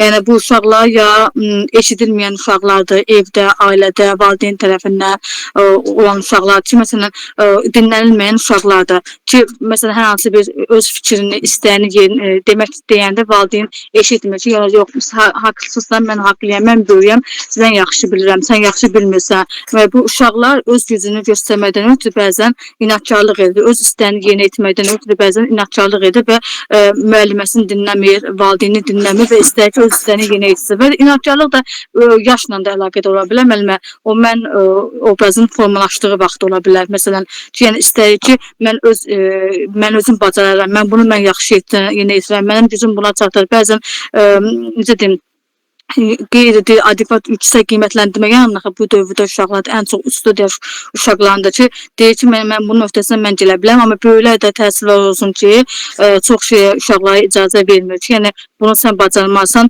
birdən əlin yanar, nə sorular, yəni bunun öhdəsindən gələ bilməzsən deyə, yəni uşaqda inatkarlıq yaradır. İnatkarlıq sizcə müsbət bir şeydir, yoxsa mənfi? İnatkarlıq məncə müsbət hesab edirəm. Niyə görə? Çünki uşaq əgər öz müstəqilliyi üstündə, öz azadlığı üstündə, öz gücünü göstərmək üstündə yaxşı mənada əgər bunu istəyirsə, bu yaxşı bir şeydir. Amma inatkarlığın kəsilməsi, susturulması artıq susan uşağıdır. Belə deyək də, mutizm deyilir də sonra. Artıq valideyn tərəfindən şiddət görmüş uşaqlar artıq getdikcə susur. Əvvəl inatkar olub, sonra susturmuş uşaqlar mutizmə çevrilir. İnatkarlıq əslində yaxşı şeydir ki, məncə uşaq öz azadlığı özündə savaşır, vuruşur ki, mən bunu bacaracağam, mən bunun öhdəsindən gələcəm, mən bunu edəcəm, sən bunu etmə. Mən bunu bacaracağam, sən mənə imkan ver. Amma valideyn icazə vermədikcə, valideyn uşağın üstünə düşdükcə, valideyn uşağın inkişafını dəstəkləmirsə, artıq uşaq özünü bacarıqsız hesab edir, artıq öz gücünə inamı qalmır, deyir ki, mən artıq bacaramam, valideyn məndən daha yaxşı bilir və getdikcə artıq uşaq inatkarlığı soyuyur. Belə deyək. Əslində müasir Sadəcə valideynin onunla razılaşmağını istəyir müəllimə. doğrudur. Əslində inatkar uşaqlar hazırda valideyn inatkar uşağa bata bilmir. Bunu deyim. Bir də hiperaktivlə bir dənə ona toxunur ki, hiperaktivlik impulslarla əlaqəli olan bir şeydir. Beynin impulsları ilə əlaqəlidir və bu uşaq bir şey qəsdən etmir. Amma inatkar uşağın bu temperamenti ilə, xüsusiyyət xarakteri ilə əlaqəlidir və uşaq bunu bilərəkdən edir. İnatkar uşağın əslində biz mənfi kimi göstəririk, amma inatkar uşaq ən müsbət xarakterli uşaqdır. Niyə? Çünki güclü iradəsi var və bu uşağa gələcəkdə təsirlər yəni ola bilmir. Yəni təsir altına o tez düşmür. Çünki qərarında möhkəm olur, özünü müdafiə etməyi bacarır. Güclü iradəsi var, ona görə o hər zaman liderlik etməyi bacarır. Yarımçıq iş qoymur, çətin tapşırıqların öhdəsindən gəlir. Ona görə inatkarlıq bir uşaqda hər zaman, yəni biz mənfi səsləndirsək də psixologiyada bizə bunu deyir ki, inatkar uşaq gələcəyin yaxşı yetişmiş bir şəxsiyyətidir. Amma hiperaktiv uşaq isə belə deyək də impulslarla əlaqəlidir. Bu onunla bağlı olan bir şey deyil. Beynin siqnal sistemləri onu elə olmağa, yəni çox enerjili olmağa, hədsiz dərəcədə hərəkət etməyə, çox danışmağa, çox hərəkət etməyə vadar edir. Aha. Müəllimə, çox üzr istəyirəm. Yaşlı uşaqlarda baş verir bu inatkarlıq müəllimə. Müəllimə, böhranlar dövründə daha çox, böhranlar dövründə. Müəllimə, mənim vaxtımda mənim körpələr ikinci kiçik qrup müəlliməsiyəm. Mənim sinifimdə bir dənə uşaq var, inatkardır. Yəni dediyindən dönmür də. Məsələn, günortadan sonra uşaqlara piçeniyə paylanır, öz piçisini götürür yer, piçeniyəsini götürür yer. Yenə də gəlir ki, yox, təzədən mənə yenə də verməlisən piçeniyə. Öz dediyindən əl çəkmir. Deyirəm ki, yoxdur da, daha hər kəsə öz payı verilib. Yenə də deyir ki, yox, verməlisən. Əlavə bir piçi verməlisən. Yəni o piçeniyəni almaq üçün mübarizə aparır. Sərhəd tanımır axı o, hələ o yaşda deyil də. Yəni o sərhəd olaraq. 3 yaş böhranı yaşayır həmin vaxtda. Yəni 3 yaşda uşaqlarda böhran başlayır. Onunla da bağlı olur inatkarlıq. Daha çox böhran dövrü ilə bağlıdır. Amma biz ümumiyyətlə inatkarlığı mənfi bir şey kimi deməyik. 45. Bəli, mənfi bir şey deyil. Əslində xoşum gəlir o uşaqdan ki, yəni öz istəyi uğrunda mübarizə aparır. Müəllimə, davam edin, oxuyun. Oyuncaq bir hansı halda təhlükəlidir? Çox funksiyonaldirsə, ekoloji təmiz materialdan hazırlanmışsa, əksinə bu çox gözəldir, təbii materialdır, təbiət materialından hazırlanıb, cəlb edilirsə, ətraf gerçəkliyin qavranmasını təhrik edirsə, uşağın yaş imkanlarına uyğundursa, A getdi, E getdi, ətraf gerçəkliyin qavranmasına təhrik edirsə, cəlb edicidirsə, rəngarəng olmalı ki, uşağın diqqətini daha yaxşı cəlb etsin. Uşağın yaş imkanlarına uyğundursa, təbii ki, bir də qaldı D variantı, ətraf gerçəkliyin qavranmasını təhrik edirsə. D variantı olduğunda. Niyə dedi? Niyə deyir? Ətraf gerçəkliyin qavranmasını təhrik edirsə. D variantıdır. Hə, bilmirəm, D variantı oldu. Yəni ki, sadəcə o qaldı deyə onu cavabını verirəm, amma bilmədim niyə, tam başa düşmədim. Məhtəb Teçəlin qapıya almasını təhrik Bəli, edirdi. deyib müəllim. Təhrik eləyirdi. Təhrik nədir? Yəni müəllim, reallığı Məcbur göstərmir, gerçəklikdə olanı göstərmir, təhrik Bəli. edir. Təsdiqləmir də, Təhrik təsdiqləmir. etmək odur ki, yəni belə deyək də, simvollaşdırmır onu, gerçəkliyi göstərmir, qeyri-realdır. Oyuncaq əslində əslini əks etdirməlidir. Aha, reallığı əks etdirməlidir. Aynen. Təşəkkür Çox edirəm gözəl. müəllimə. 46-nı kim oxuyur? Sağ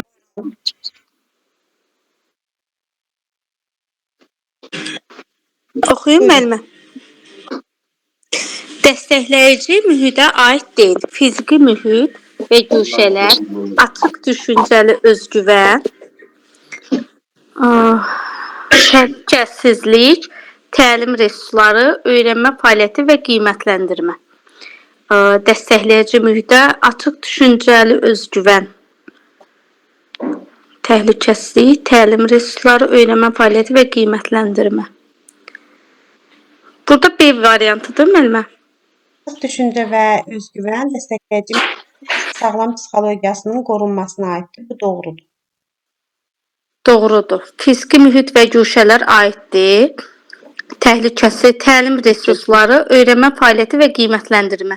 Y variantı düz deyil onda Bəli, müəllimə. öyrənmə fəaliyyəti. Sual elə bir tam düz Dəstəkləyici qoyulub mühit, yoxsa bax, mən fiziki mühit və güşələr maddi texniki Bəli. bazanıza aiddir. Açıq düşüncə və Aha. özgüvən sağlam psixologiyanın qorunmasıdır.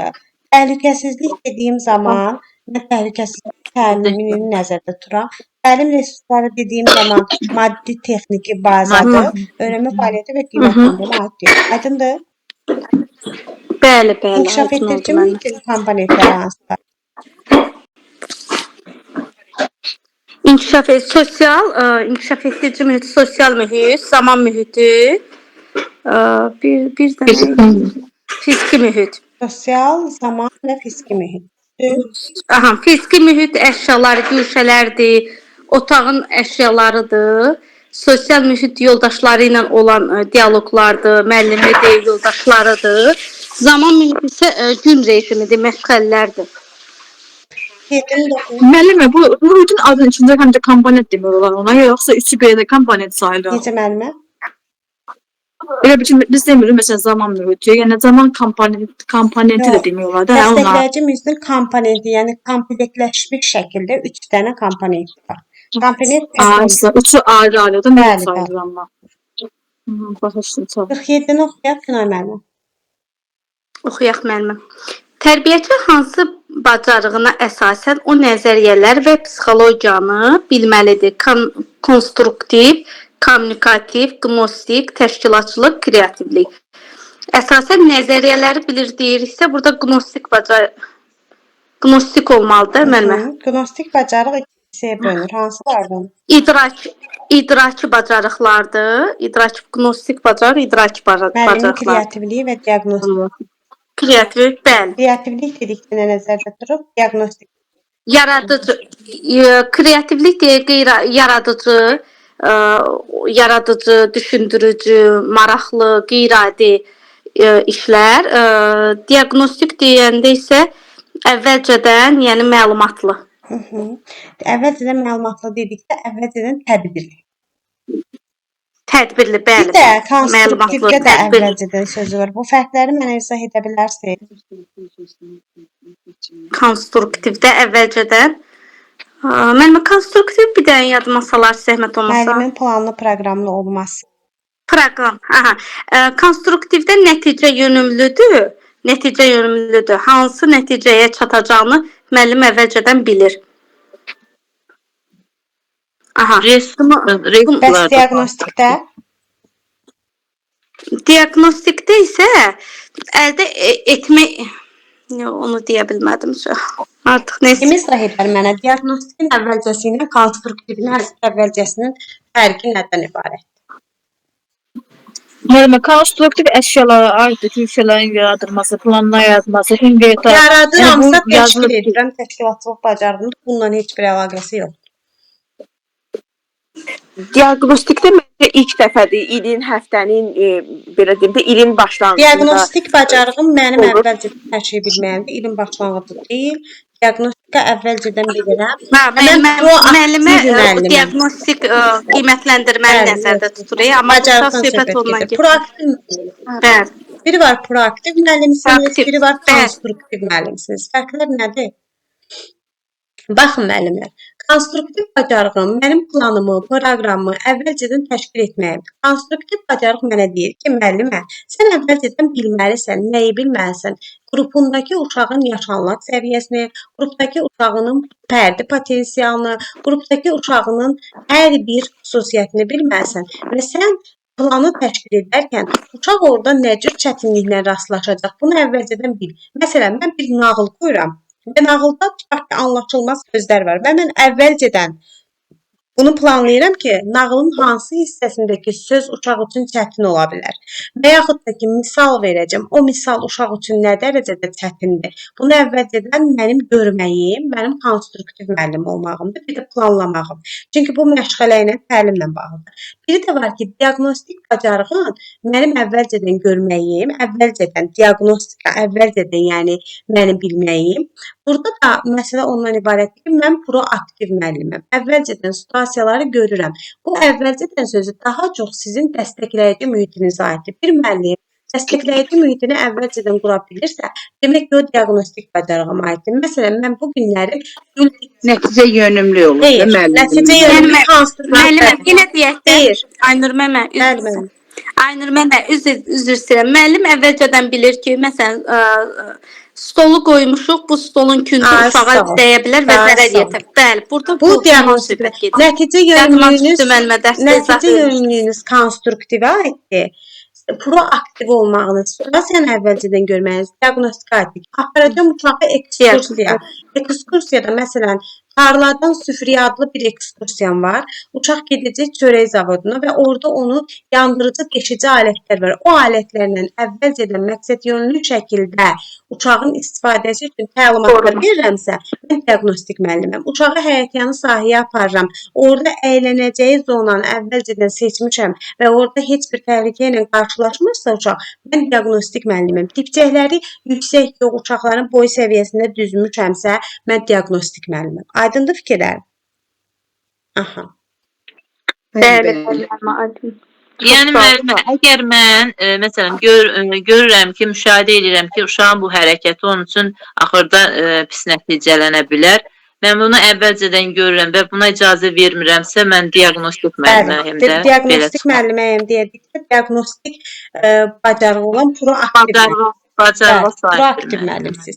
Reaktiv müəllim situasiyaya ani şəkildə sizin müdaxilə etməyinizdir. Proaktiv müəllim isə situasiyanı əvvəlcədən müəllimin görməsi.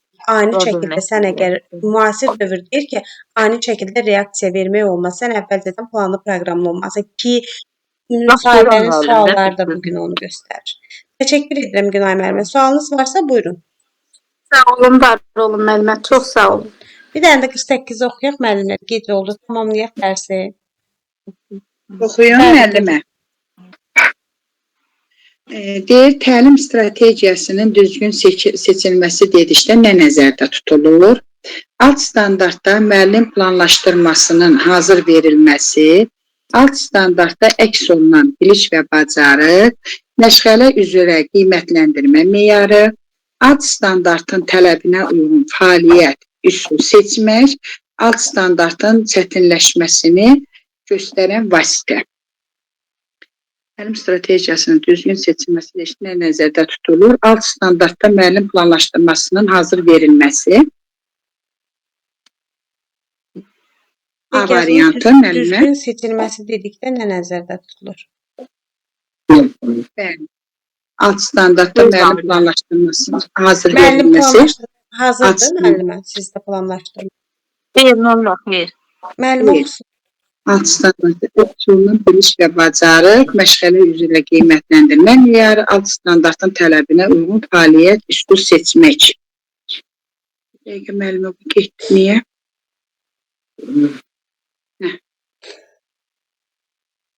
Alt standart alt standartın çətinləşməsini göstərən vasitə Y variantıdır. Müəllimə Müəllimə, doğru cavabı deyir. Alt mən standartın tələbinə uyğun fəaliyyət, üsul, metod seçirsinizsə, siz strategiyanı həyata keçirirsiniz deməkdir. Məktəbə qədər kurikulum 3 hissədən ibarətdir. Məzmun, strategiya və orada siz görəcəksiniz qiymətləndirməni. Strategiya dediyimiz bölmədə nə var? İş üsulu forması, sizin təlimi düzgün şəkildə təşkil etməyiniz və təlim mühitiniz strategiyanı. D variantı, alt standartın tələbinə uyğun fəaliyyət, üsul D variantı. seçmək. Bəli. Bir dənə də mənim 9 D oxuyun. variantı. Tüşlü faktura hansı təsviri fəaliyyət növünə və hansı qrupa aiddir? Quraşdırma orta qrup, rəsm böyük qrup, aplikasiya böyük qrup, Müəllimə hörmət böyük edirəm qrup, müəllimə. aplikasiya Müəllimə orta oxuyuram. qrup. C variantı, aplikasiya böyük qrup. Müəllimə 4-cü böyük qrupdadır, tüklü faktura. Mənə misal deyə bilərsiniz tüklü faktoraya aid. Məsələn, biz orada kəsilmiş kağızlardan elə bir istifadə edirik. Bu da ancaq yaşa uyğun olaraq böyük qrupda təsvir olunur. Məsələn, müəllimə, deyə bilərəm, məsələn, nümunə. Balıq düzəldirsən aplikasiyada, pulcuqların düzəlməsi tüklü fakturası sayılır. Qoyunu düzəldirsiniz, üzərinə pambıqdan yün kimi əlavə edirsiniz. Bəli. Bir xalça düzəldirsiniz, onun üzərinə bir tüklü iplər düzürsünüz xalçanın üzərinə. Bunun hamısı özünü tüklü faktor. Tüklü fakturası. Bəli, doğru. Tüklü fakturadır, bəli. Pambıqdan tutaq ki, müəllimə, orada sizə mən yaylıq düzəldirəm. Onun üstünə məsələn naxışlardan, renkli kağızlardan istifadə eləyirəm. Renkli saplardan istifadə eləyirəm. Kəsik-kəsik də elə bil ki, bunun özü tüklü faktura gedir. Bəli, onun özü belə tüklü faktura. Aynura müəllimə, sizə əvvəlcə çox təşəkkürümü bildirirəm. Gözəl bu açıqlama verdiyinizə görə. Sualınız varmı? Varsa buyurun, yoxsa sağollaşaq. Müəllimə, bir dənə sual verə bilərəm sizə. Bu riyaziyyat, məntiqi riyazi təfəkkürdə belə bir yer var ki, orada deyir üstünə sayma, üstdən sayma. Bu üstdən sayma çıxma əməlidir, yoxsa başqa bir? Üstü qoymada, o ikinci kiçik qrupdadır, müəllimə. Üstə qoyma, yanına qoyma. Yox, onu demirəm. Üstündən sayma, üstünə sayma. Yox, elə bir şeyin rastlaşmamışam. Üstünə sayma nədir? Üstdən sayma nədir? Bəli, onu soruşmaq. Üstünə sayma bilirəm ki, mən toplamadır. Bir də üstündən saymada çıxma kimi bilirəm, amma başqa müəllimlər başqa cür deyir. Onun üçün deyirəm, görüm siz necə. Müəllimə, üstünə sayma, bir də üstə sayma. Düz demirəm? Üstə sayma. Üstündən sayma. Üstünə saymada, bax, məsələn, 4 var. 4-ün üzərinə gələcəm, 2. Onun üstünə sayırım, gəlir. Amma üstündən sayanda birdən başlayacam artıq. Yəni orada çıxırsan da, çıxa-çıxa gedir. Məsələn, birdən 10-a kimi sayma, yoxsa çıxma kimi? Çıxma kimi. Orada çox artıq sağ ol. çıxma. Çox sağ ol. Mən də elə bilirəm, amma başqa müəllim deyir ki, məsələn, bir stolun üstündə 10 dənə kub var, onu birdən 10-a kimi saymadı üstündən. Çıxırsan orada. Mən deyirəm ki, elə deyil, amma deyirlər, yox, sən səhv bilirsən. Xeyr, orada birində davam edirsən. Məsələn, belə deyək də, birində olduğu yerdən davam edirsən, üstünə gələ-gələ, birində də olduğu yerdən çıxırsan. Çıxırsan. Bu şəkildə olur. Müəllimə, axşamınız xeyir. Bu müəllimə tərsinə saymadı, üstündən sayma. Necə yəni, çıxa-çıxa gedirsən də belə. Əslində müəllimlər belə bir şey deyil. Niyə üstünə sayma, üstə sayma var? Müəllimənin sözünə qüvvət deyəcəmsə. Məsələn, məktəbə qədər dövrdə biz keçirik sadə riyazi təsəvvürləri. Orada məsələn nə verilir? Sadə riyazi bacarıqlarda 5 dairəsində sadə riyazi əməliyyatlar, 5 dairəsində sadə riyazi əməliyyatlarda azaltma verirsən, artırma verirsən, irəli-geri sayma verirsən. Və üstündən sayma da bura aiddir. Birində irəli sayacaqsan, birində geri sayacaqsan. Aydındır? Buna görə verir. Tərsinə düzünə gedir də müəllimə. Belə deyil. Aydındır fikrim müəllimə? Birində irəli Peki bir Aynen, dənə müəllim. Hər vaxtınız xeyir müəllim. Bax, şimdi yenə sizi narahat edirəm. Hər dəfə sizə sual verirəm. Müəllimə sizə bir dənə sual verim. Bu verilən çoxluqla müqayisə edilən çoxluğun bir neçə vahid azaldılması nə deməkdir? Verilən çoxluqla müqayisə edilən çoxluq. Sizə verilən bir çoxluq Çoxluğun bir verilir. Bir də onu müqayisə Çıxmadı. edirsiniz. Hə. Orada bir neçə dəfə azaldırsınızsa, əlbəttə ki, çıxma əməliyyatı. Bilirəm əməli, amma o başa Siz düşmək onu də, yəni çoxluq şəklində bilməlisiniz. Orada əməliyyat eləməliyik də müəllimə. Sadəcə bu nəyə başa düşmürsünüz? Məsələn, bir çoxluq veririk. Tutaq ki, belə bir şey deyim. Məsələn, kubların çoxluğu, bir də olsun toplar çoxluğu. Siz bunları müqayisə edirsiniz. Orada da onlar arasında bir çıxma əməliyyatı. Verilən çoxluq kubdur, müqayisə edilən çoxluq topdur. Siz onlar arasında bir əməliyyat keçirirsiniz. Bu qədər bəsitdir. Sadəcə çoxluqları gözünüzdə çox böyüdürsünüz. Müəllimlər, ümumiyyətlə sadə riyazi təsəvvürü çox böyüdürsünüz gözünüzdə. Mən ona bir məsəl kimi, misal kimi, tapşıq kimi necə verir? Bax, bir məsəl kimi. Məsələn, mən belə fikirləşirəm ki, daha doğrusu iş yoldaşıma belə deyirəm ki, yəni, tabağıma belə bir məsələ çıxmış. Tutaq ki, mən Sevda 5 dənə fiqur düzəltmişəm. Bunlardan biri, tutaq ki, kirpidir, qalanı göbələkdir. İndi mən tapmalıyım ki, neçəsini düzəltmişəm də, ümumiyyətlə neçə göbələk düzəltmişəm. Deməli, ümumiyyətlə 5 dənə düzəltdiyim üçün 5-dən bir dənə kirpini çıxarım, qalır, o da 4 göbələk. Deməli, burada 4 göbələkdən söhbət gedir. Bu ona aiddir müəllimə, yoxsa aid deyil? Müəllimə, bax, məsələn, sizə bir şey deyim də, bunu elementlər şəklində işarə etsin. Tutaq ki, A elementin var, verilən bir çoxluqda, orada sənin var 3 dənə alma, bir dənə də B çoxluğun götür, orada da var sənin 2 dənə armudun, tutaq ki. Məsələn, orada sən bir-birindən çıxanda, daha sonra deyəcəksən ki, hansı elementdə daha çoxdur. Məsələn, A elementdə çoxdur. Orada çıxırsan, sən çıxdığın anda bilirsən ki, hansı elementdəki çoxluğun daha çoxdur da. Məqsəd ondan ibarətdir. Yəni, çıxma əməliyyatındakı məqsəd ondan ibarətdir. Yəni, bir də belə bir şeydir, müqayisə edilən çoxluğunda da baxırsan, nəyə müqayisə edin? Yəni, o misal olaraq yoxdur deyə əlimdə, mən onu sizə izah edə bilmirəm. Gəlin müqayisə edin. Mən də o kublar verirəm. Yəni belə də, Rəngli kublar verirəm. belə, məsələn, 5 dənə alma var, 2 dənə armud var. 5 2-dən məsələn nə qədər böyükdür də? Yox, başqa o qədər çoxluq. İki çoxluğun qədər müqayisəsi başqa şeydir. 3 alma qalır. Demək, alma, armuddan 3 var. Verilən çoxluq, müqayisə edilən çoxluq İki çoxluğun qədər müqayisəsi başqa şeydir. 2 dənə topun var. Düzdür. Bu sənin verilən çoxluğundur. Müqayisə edilən çoxluğunda da 2 dənə topun var, tutaq ki. Sonra da sən gəlirsən o aidliklə şeydən, tutaq ki, topdan müqayisə edilən çoxluğu çıxırsan. Nə idi müqayisə edilən çoxluğun? Topdur. Çıxdın, mənim 2 dənə aidliğim qaldı. Bu odur. Yəni, oyuncaqlar, sən baxır orada çoxluq. Tutaq ki, çoxluq verirəm, oyuncaqlar çoxluğu. Çoxluq verirəm, toplar çoxluğu. Verilən çoxluğum oyuncaqlar çoxluğudur. Onun içərisində top var, müqayisə etdiyim odur. Və yaxud da sən burada bizə o çoxluq verilməlidir ki, biz onu müqayisə edib çıxma əməliyyatı edək. Məsələn, mənim var oyuncaqlar çoxluğum, müqayisə edirəm toplar çoxluğu ilə. Nəyi müqayisə edirəm? Burada məsələn forma olaraq müqayisə edə bilərəm, rəng olaraq müqayisə edə bilərəm. Burada bir misal mənə verilməlidir ki, mən onu sizə aydın şəkildə izah edim. Aydındır Sevda müəllimə fikrim sizə? Bəli. Yəni müqayisə varsa da əgər müqayisə olunan, orada çıxma əməliyyatı yerinə yetirirsiniz, mütləqdir. Əgər müqayisədən də söhbət gedirsə, burada çıxma əməliyyatı var. Aydındır? Ayrı müəllimə, onun testi var. Allah sizə kömək olsun. Onun testi var. O müəllimə onu işləsə, daha yaxşı, geniş ətraflı başa düşəcək. Mən birisi test çox deyir. Söhbət buna geç, mən onu bilmək, sırf ona aid olan tapşırığı bilmək istəyirəm. Sadə məntiq riyazi təfəkkürlər çox testlər var, amma sırf onun özünə aid olan bilmək istəyirəm. Tutaq ki, verdi, dedi ki, bu hansı nəyə aiddir? Bax, onu mən tapmaq istəyirəm. Müəllimə, onun testini olar belə bir şey deyim də qrup müəllimlər sizə. Ümumiyyətlə çoxluq, bu testləri eləmək üçün çoxluq anlayışı nədir, onu bilməsiniz.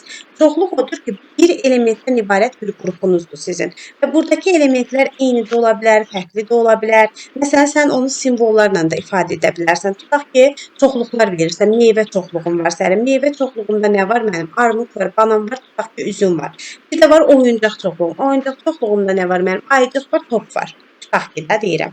Məsələn, sonra da başlayırsan sən o çoxluğun əsas xüsusiyyətlərinə görə onu bir-birindən ayırasanmı, qruplaşdırasanmı? Məsələn, tutaq ki, bu çoxluqlar arasında kəsişmə varmı? Bunu mu tapasan? Sənin orada verilən misalına aid də əslində bu onlar özü. Və burada da mən əgər çoxluqdan danışıramsa, ya müqayisə edəcəm, ya toplayacağam, ya çıxacağam burada da. Müqayisə də edilirsə, adətən çıxma əməliyyatı yerinə yetirirsən. Amma desəm ki, birləşdirilməsi çoxluğun burada toplam əməliyyatı. Aydındır, bu şəkildə olur. Aydın, sağ olun. Çox Başqa sağ olun, müəllimlər təşəkkür sualınız yoxsa bitirək. Var? Sağ olun, Sağ müəllim. olun. Xeyr. Can xeyrə. Sağ olun. Buyurun müəllim.